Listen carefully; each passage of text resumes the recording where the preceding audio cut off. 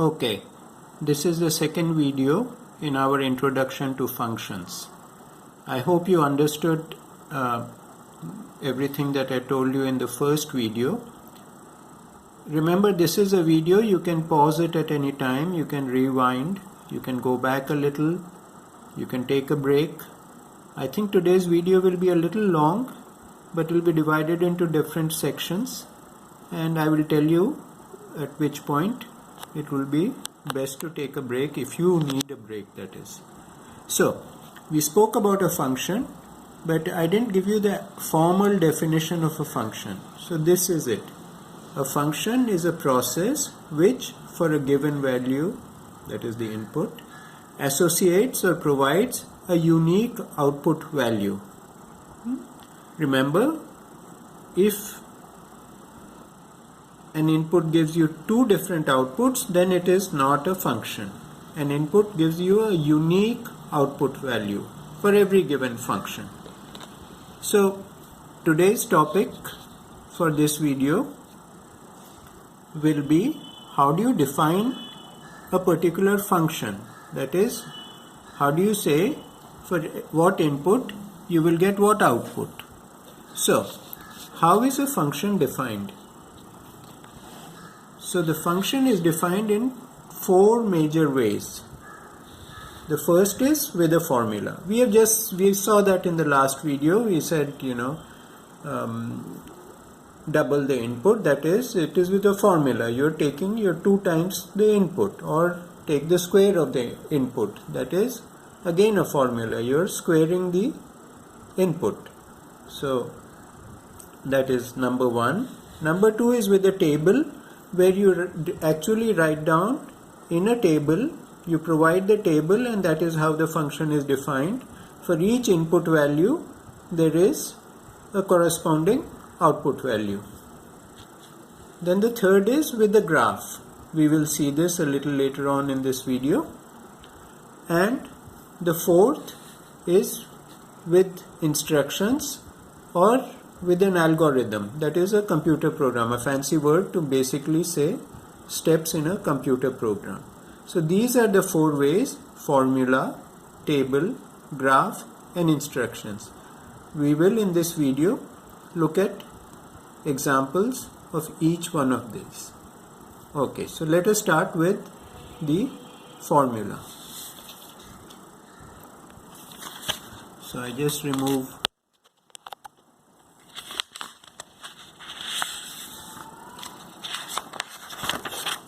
turn the page here, and here we are. So defining a function with a formula.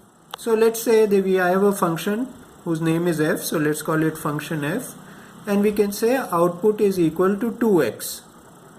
Where did this x come from?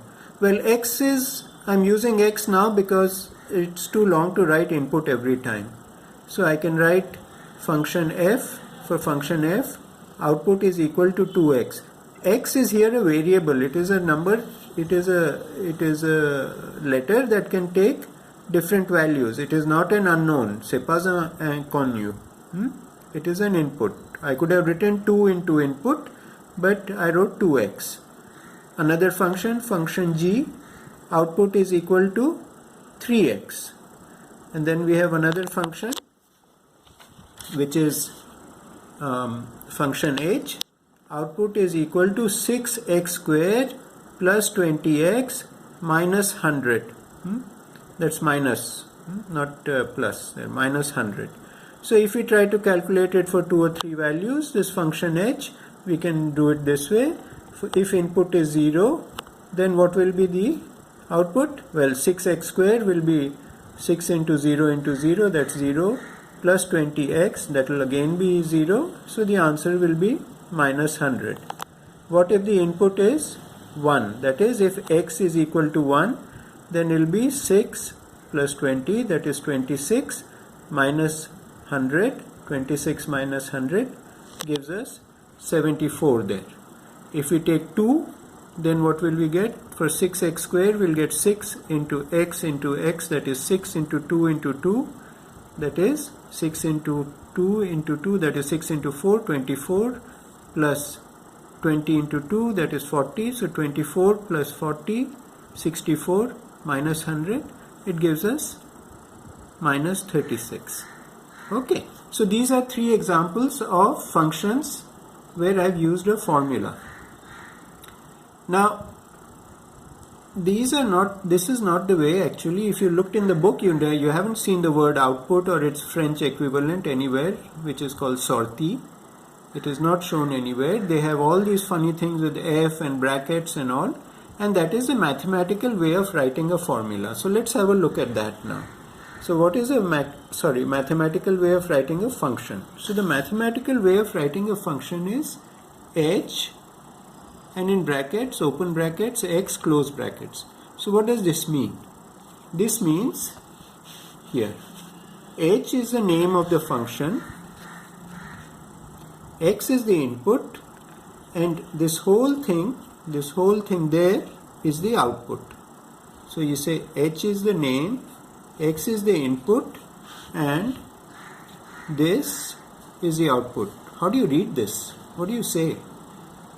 You say h open bracket, x close brackets? No, that's not what you say. You in English you say h of x. Okay? In French you will say h de x. Okay? So h is the name of the est le nom de fonction, x est the input, and h de x is the output. And it is also, so instead of writing here as I wrote output 6x squared plus 20x minus 100 is function h, I could have written it in the mathematical way here. h de x est égal à 6x carré plus 20x moins 100, or in English h of x is equal to 6x squared plus 20x minus 100. Why did I choose x? Well, by tradition x is always used, but you could anyway use something else. This is the same function. These two functions are the same. Name is same. h, instead of saying x, I could have said a. Yeah, that my handwriting is a bit like a little squiggly there, but that is h of a is equal to 6a squared plus 20a minus 100. These two functions are the same. Just because I've used x here and a here, it means nothing. These are placeholders. This is where you will put the input, and then this is how you will calculate the output, because this is a function that is defined with a formula. Okay. So now if we put in actual values, we can write h of 0.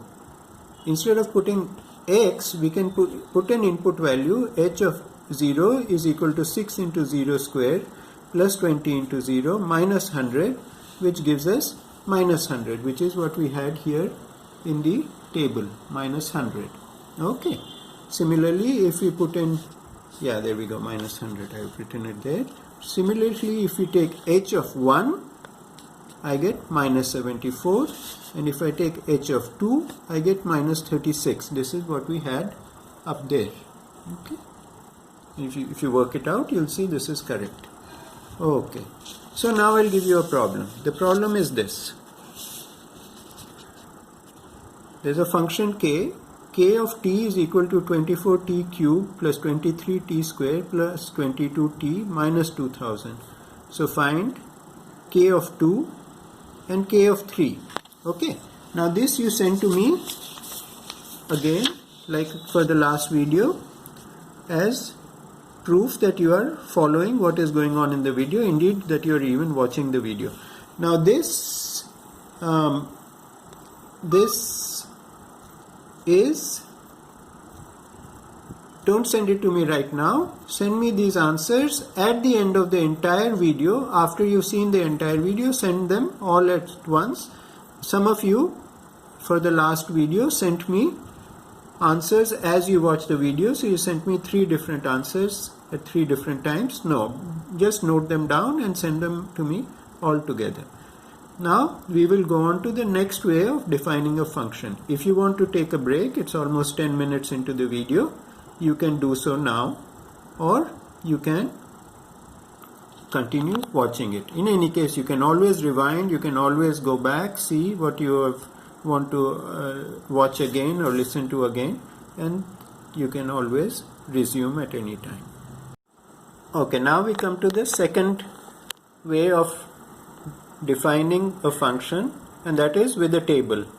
So for a given function, we can have a table that lists the input values and corresponding output values. So here's an example.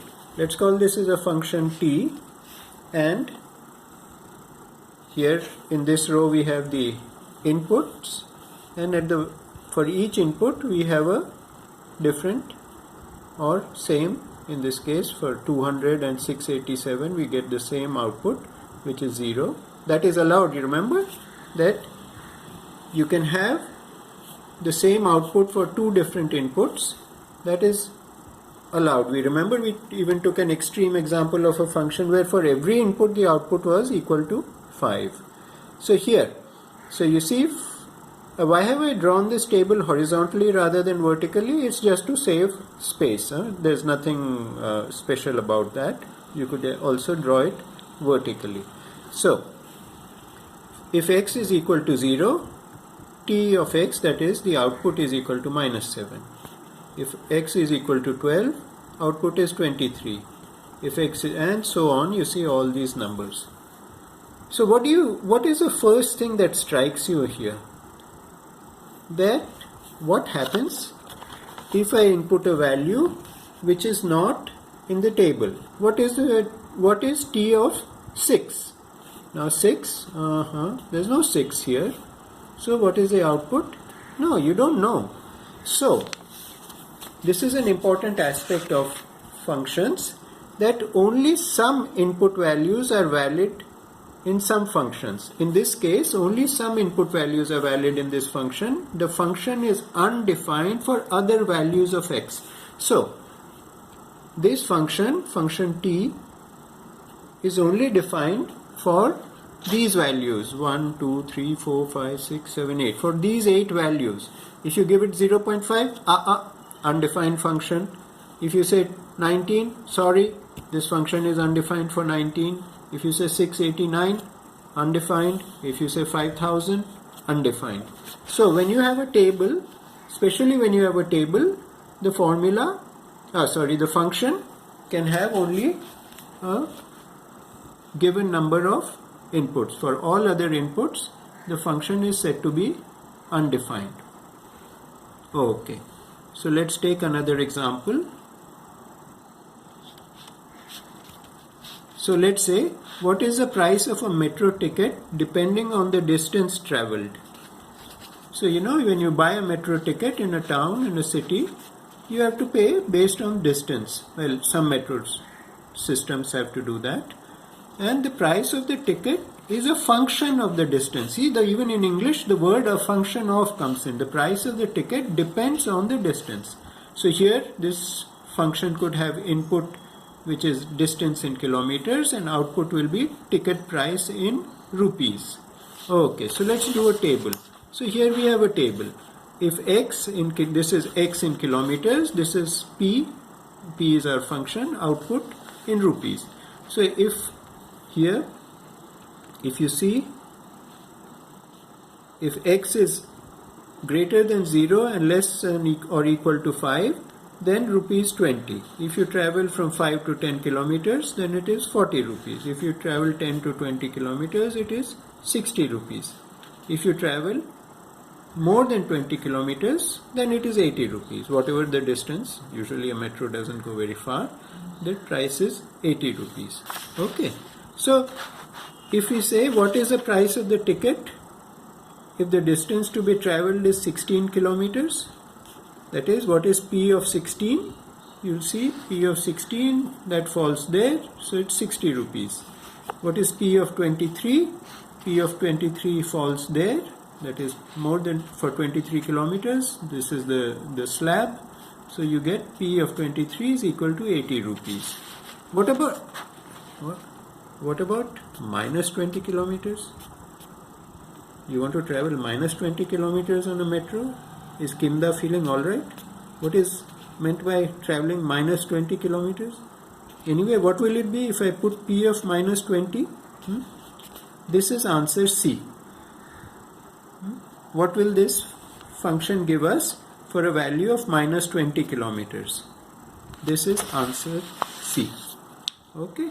Now we have looked at functions which are defined with a table. Okay. Now we come to the third way of defining a function, that is with a curve. So now we have a function that is defined by a graph. Let's call it function t. And this is a graph which tells you for any value of x, what will be the output, t of x. So if we say, what is t of x for 1, for x t of 1 that is, so x we put 1, we read it off the graph, it will be 1 here on the vertical axis. What is t of 2, so x is equal to 2, t of x is equal to maybe around 0.5 here. But you see also something quite interesting. For t of 0, for t of 1 and for t of 5, the answer is the same. And this we see is always possible because having more than one input give you the same output is allowed by a function. Now let's take another function. Let's call it function z. And this is a funny curve. It goes like this, it curves back. Sorry, I wasn't focusing. This is a funny curve which goes like this, which makes a funny squiggle here and goes back up. So what about this? Now this is actually an invalid function. Why? Because you see, for the value of 4, you could have this value, you could have that value, you could have that value. So for value of 4 for x, that is z of x, you can have 3 different values. This is an invalid function because for each input you should have only one single unique output. Okay. For the same input, that's what I just said, for the same input x is equal to 4, we have more than one output. Let's have a look at this. Now the last function with a graph, function s. And this is what it looks like. This is the graph. My question now to you is function s a valid function? Answer D, yes or no. Okay? And now we come to the last way of defining a function, which is with a computer program or computer instructions. Here we are defining a function with a computer algorithm. So the first thing is, there's no mathematical way of writing a function like this. There is no way of writing it f of something is equal to something, because in a computer algorithm, an algorithm is a fancy word just for computer instructions, you can have conditions. If this is true, then do that. If that is true, do this. If this is the case, do this. So let's take an example. So we'll say, oh, this is rather bad handwriting, but I'll explain. Function z is z of x is equal to 2x if x is less than or equal to 5. For all other conditions, otherwise z of x is equal to 10. So you see, you cannot write this in a mathematical equation. This is computer language, if otherwise. So if else, sometimes I use the word else instead of otherwise. So zx is equal to 2x if x is less than or equal to 5. Otherwise z of x is equal to 10. So let us try some values. Remember, this is not the table that defines this function. We are just filling in some values to see what it is, what the values are. So if input is, we put here, that is x, and we put z of x here. What is x? What is z of minus 10? So we see z of minus 10 is minus 20 if x is less than 5 or equal to 5. But yes, minus 10 is less than 5, so this will be minus 20. Similarly, minus 5, minus 10, minus 2, 4, 0, 0, because twice of 0 is 0, 2, 4, 5, 10. Now it gets interesting. If you say 10, then normally it should become 20 here. But I have got a condition. If x is less than 5, then this is true, otherwise you have to use this. So for all values of x more than 5, the z of x is equal to 10. Anything you put here, the value will get stuck at 10. So this is a normal way of writing a computer instruction, and there is no way to write that mathematically, and you will get this is a fourth way of defining a function. Okay, let's take another example. P of x is equal to 3f if x is greater than 0, otherwise P of x is equal to x square. That's very funny. That means if x is greater than 0, that means if x is positive, or rather when x is positive, P of x is equal to 3x. Otherwise, when x is negative, you have to take P of x is equal to x square. Here in this case we had a constant there, 10, but in this case we are taking another calculation, x square. So here we will get, let's fill in some values. X minus 10, you get 100, because this is a condition, then x is less than 0, so you have to square it. Minus 10, 100, minus 8, 64, minus 5, 25, 0 is 0, 1. At this point this condition becomes true, so you have 1, you have to just multiply by 3. 1 is the input, P of x is equal to 3, 4 gives you 12, 7 gives you 21, 8 gives you 24, 10 gives you 30, and so on. And finally, in computer terminology, in computer programming also, there is the word function. It's a very common word. So a function can have more than one input. In mathematics, typically a function has just one input.